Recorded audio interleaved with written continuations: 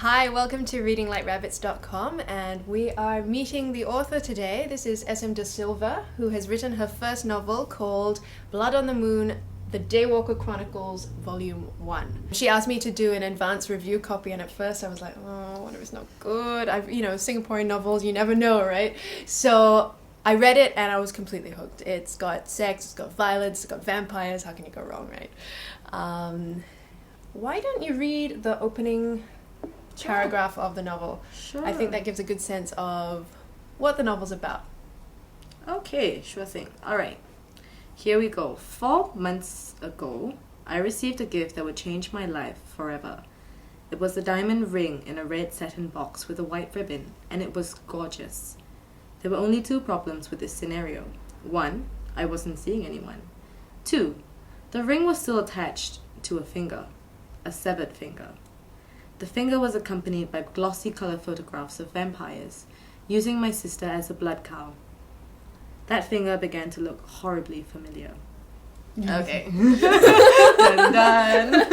Okay, so why don't you give us a synopsis on where it goes from there? Yeah, okay. So basically what it is this young woman, Allegra, who's Eurasian, like myself and yourself, she gets thrown into this really horrible, traumatic situation where she basically has to rescue her younger sister and her only living relative, actually, from these vampires. And her only clue is that they're in Sleet City, which is a fictitious city.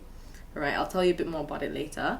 And so she doesn't actually like the vampires very much, so she gets sort of drawn into their world, and she has to get drawn into their world to save her sister. So yeah. What's Sleet City like? Okay, Sleet City is it's the best of all the cities in the world, and it's also the worst at the same time. Like, there's every single kind of vice and corruption and just crime, big time crime, there, as well as it's like the entertainment hub of the world. Think Hollywood, like, really multiplied a gazillion times over. Yeah, so it's where everyone goes to, fulfill their hopes and their dreams, and it's possible, but most of the time they end up just sort of dead in an alley somewhere. That's the reality of it. Okay, so it's fun but dangerous. Yes. Okay. And so this is your first book. How do you go about writing your first book? Okay, well, this one was actually interesting because it didn't start out as me saying, okay, I'm going to write a book. It was actually the product of an exercise, a competition called NaNoWriMo, which is National Novel Writing Month. It started in the US, but there are people who participate all over the world. Quite a few Singaporean participants. So the challenge is to write 50,000 words in a month. Yep. Force you to write. Yeah, it's very good, actually. It's a force you to write. Yeah. So I wrote it first just as that, and at that point I wasn't thinking about the story or making it into a book. The characters just came into my head. It was just Allegria, Zhao, and Raven. At that point, they were the 3 central characters. Story just sort of grew around them. And then, so of course I shelved it after NaNoWriMo. I hit the target, by the way! Yay! Yeah. So you did it. So yeah, I mean, I just sort of maybe went a bit crazy, but it was, worth it. I read the website and it says, don't expect to write a good novel. You're going to be writing rubbish, but it's just getting it out. Getting it out. Yes, it's very true. Actually, another author has said that all first drafts is 70% of them are nonsense. You're only going to keep 30, and I really hate to say this, but actually that's true. Yeah, so anyway, back to the book. So basically, I just wrote it. I shelved it for a few years because I was busy with university and all that. And then after a while, I took it out and I read it again. And then I thought, hey, maybe there's actually something here. And then I began to get really involved with the story till I came to a point I was like, no, I have to complete this. It has to be a book. Their story has to be told. I don't care that they're fictitious. That's the point. Yeah. So that's how it was born. Yeah. And what is it about vampires that attracts you? I mean, you're going to write this chronicles about vampires. Yes. Why?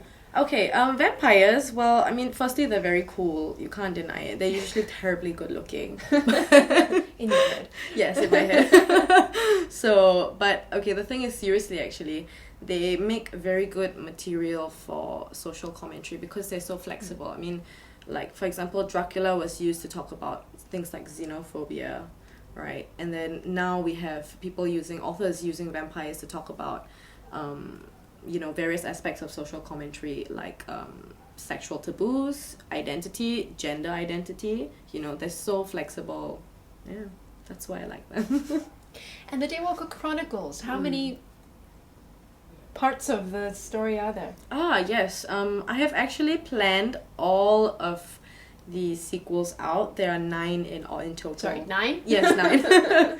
Yeah, I actually wanted to stop at 7. Yeah. But then I realized, no, I want to pull it out a bit longer. There's actually space for 9.